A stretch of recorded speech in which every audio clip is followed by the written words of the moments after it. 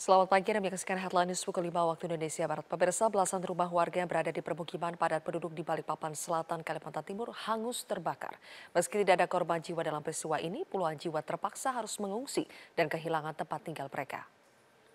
Kebakaran terjadi di kawasan Kelurahan Sepinggang, Gang Sumber Sari, RT 22, Balikpapan Selatan, Kalimantan Timur. Belasan rumah habis dilalap api yang belum diketahui secara pasti asal-muasalnya. Api dengan cepat membesar dan membakar rumah yang berdekatan karena sebagian besar rumah terbuat dari kayu. 10 unit mobil pemadam kebakaran diturunkan, namun upaya penyelamatan petugas pemadam kebakaran terhambat karena lokasi yang berada di gang sempit dan dipenuhi warga. Musibah ini menarik perhatian Wali Kota Balikpapan yang menyatakan akan berkoordinasi dengan SKPD setempat guna mendata para korban dan menyalurkan bantuan berupa biaya sewa rumah sementara.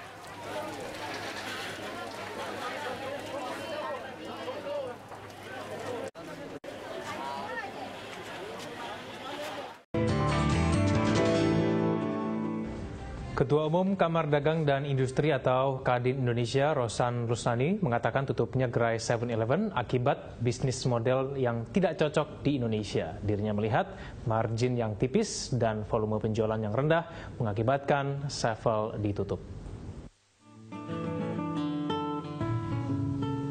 Penutupan gerai 7-Eleven menjadi perhatian banyak orang. Hal ini dikarenakan gerai yang buka 24 jam ini biasanya ramai dikunjungi anak muda. Ketua Umum Kamar Dagang dan Industri atau Kadin Indonesia, Rosan Ruslani, mengatakan tutupnya gerai 7-Eleven akibat bisnis model yang tidak cocok di Indonesia. Ia juga menilai jika dibandingkan Alfamart lebih efisien, walaupun tak memiliki ruang yang luas, namun volume penjualannya tinggi.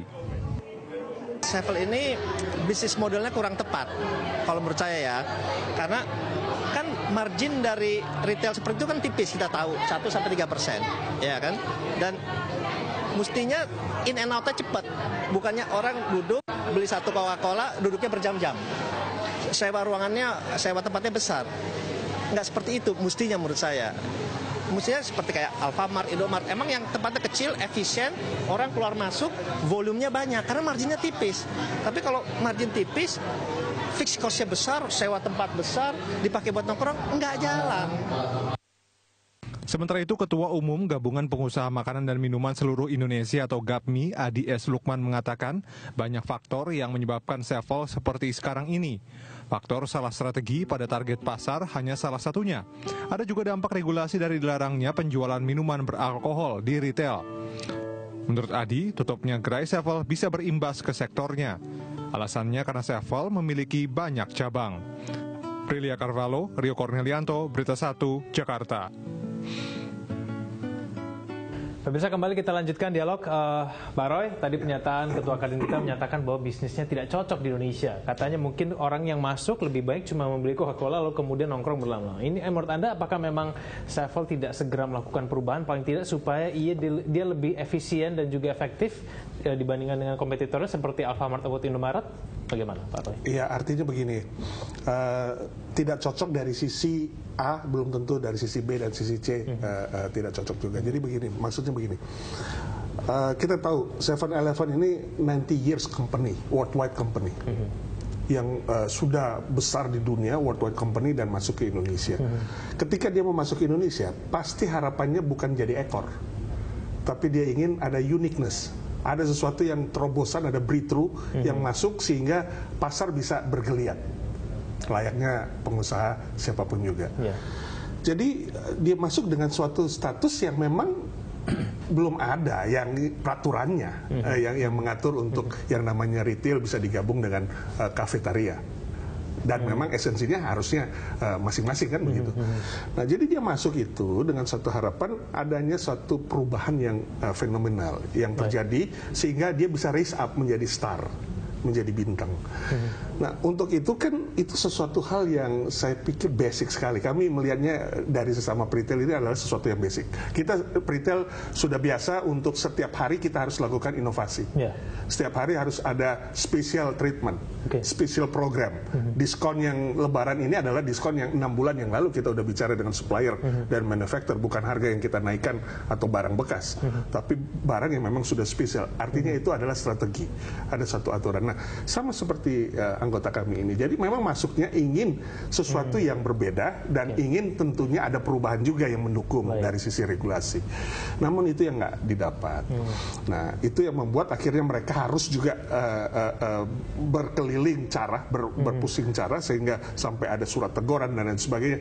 Yang diharapkan adanya audiensi dan sebagainya sehingga regulasinya bisa tepat, bisa fit in. Tapi sampai ditutupnya regulasi itu tidak kunjung datang.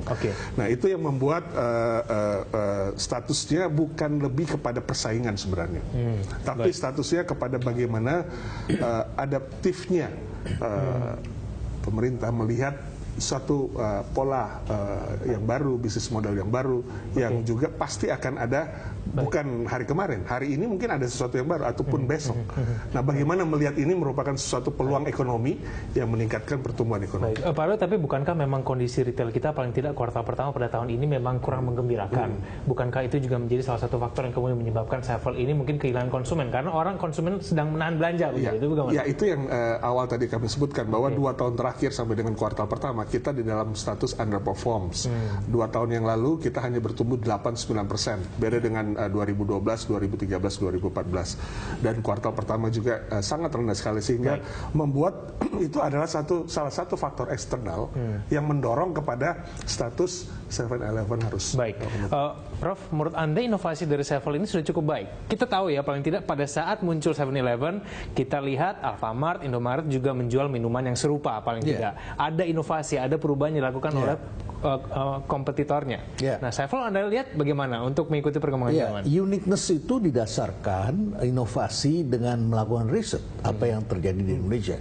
Kalau Anda pergi ke Bandara Kuala Namu, sekarang di situ ada kedai kopi baru ini, namanya Koktong.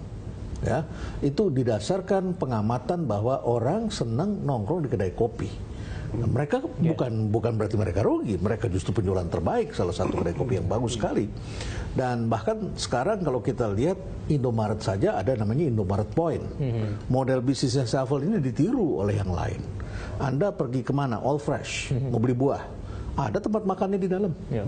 Yang dulu dipersoalkan kepada Sevel, yang lain tidak dipersoalkan. Jadi menurut hemat saya itu adalah inovasi. Inovasi yang memang tidak bisa kita membiarkan incumbent ini menjadi lazy incumbent. Ya, misalnya dulu Matahari kita lihat, itu dulu seperti itu.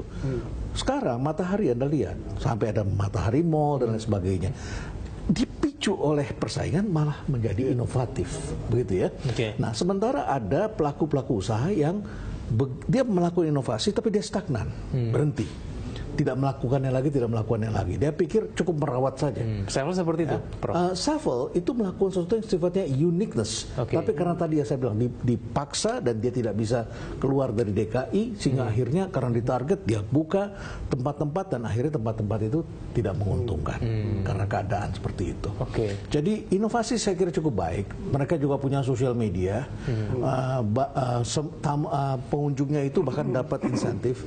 Kalau beli itu lewat Twitter, lewat Facebook itu ada hubungannya. Mereka malam minggu ada musik yang bergilir di tiap tempat, anak muda ngumpulnya banyak, sampai dimuat di harian New York Times halaman depan bahwa 7-Eleven Indonesia itu menggunakan adaptasi cara Indonesia, dan itu membuat Sevel yang terlaku di dunia. Baik. Prof, sekarang kalau dikaitkan dengan minuman beralkohol, disebutkan memang peraturan itu salah satu penyebab utama yang kemudian menyebabkan konsumen pergi, paling tidak hilang dari 7-Eleven. Menurut Anda setuju? Alkohol itu banyak temannya. Banyak temannya. Alkohol itu juga jenisnya sangat beragam. Sehingga ketika kita ngomong minuman beralkohol, jangan digeneralisir.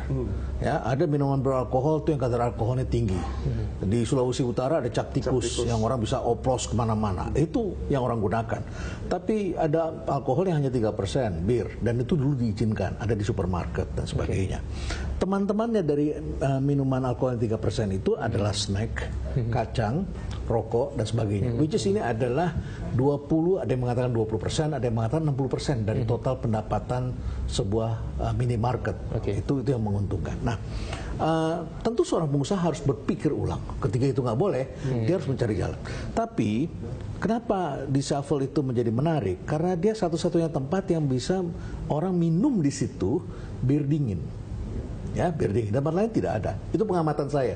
Koreksi kalau saya salah tentang hal itu, Pak Roy. Ya. Nah, tapi ketika itu tidak ada, mereka masih punya alternatif, yaitu kopi sebetulnya. Which is saat ini orang Indonesia sedang sekali gemar kopi kan, sehingga harga kopinya saya lihat itu naik dari tadi 7.000, 8.000, 10.000 dan sebagainya. Anak Indonesia itu gemar sekali minum kopi, begitu. Itu alternatif. Tetapi tentu sekali lagi semua tidak bisa mendadak di Indonesia. Jadi kalau regulator ingin mengeluarkan satu aturan, beri waktu sehingga pengusaha bisa berpikir dan menarik secara pelan-pelan. Baik, kita akan tampilkan sejumlah data berkaitan dengan penutupan 7-Eleven ini di segmen selanjutnya. Pemirsa Auto Ekonomi akan segera kembali.